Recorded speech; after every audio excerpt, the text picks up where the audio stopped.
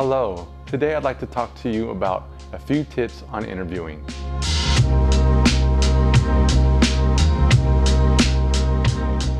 Many people feel very nervous in front of the camera with the lights, the camera, the microphones.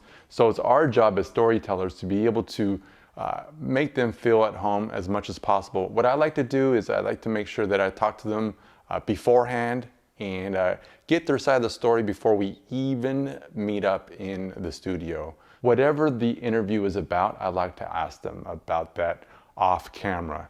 This could be at a coffee house, this could be over the phone, but I want to build that rapport. You want to build a rapport with the individual that you're going to be interviewing so you can build trust.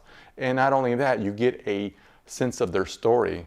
There's nothing worse than sitting behind the camera and interviewing someone and trying to get their story while the camera's running. That's not a good use of time. You're wasting their time and your time and the wear and tear on your camera. Tip number 2 is when you're talking to them off camera and you're trying to figure out what the story is, think of a beginning, a middle, and an end. Every story has a plot, right? So what is their plot? Figure out what their plot is before they even sit down in the interview chair, and that will save you a ton of time when you're editing. The third tip I like to offer is listen. Listen to the interviewee. You might have gone into the situation with several questions that you want to answer, but listen to some of the answers that you are getting from the interviewee.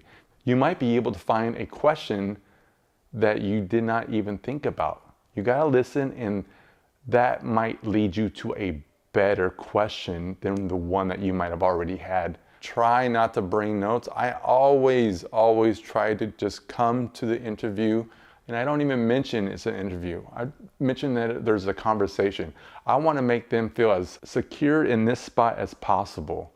So when you say interview, it feels like they're doing a performance, and that's not what I want, especially when you're doing documentary work. You don't want them to be performing. You want the real story. Who is this individual that you're interviewing? You want the real person. You don't want an act. So I say we're just having a nice conversation. Pretend we're having a conversation like we would in a Starbucks or any coffee house. Start off slow. Ask them questions that can build up to the major ones at the end. You don't want to go straight from the very beginning asking them questions, the hard questions. Don't ask them the hard questions right at the beginning. Another tip is, if they didn't answer the question, you think that they might have shied away from it, ask them again, but don't ask them right after you just asked them. Save it for a little bit later on in the conversation, a little bit later at the end, so that they feel more comfortable, and you never know, you might get a different response. Here's a bonus tip. Whenever I'm asking questions during the conversation, I always nod my head and respond to them after they're done talking, kind of like we would in a coffee house. I want to build that rapport with them and make them feel that they're not performing. I want to talk to them just like we would in a coffee house. They're not on stage, they're not performing, and I want to make sure that they don't feel that they're performing.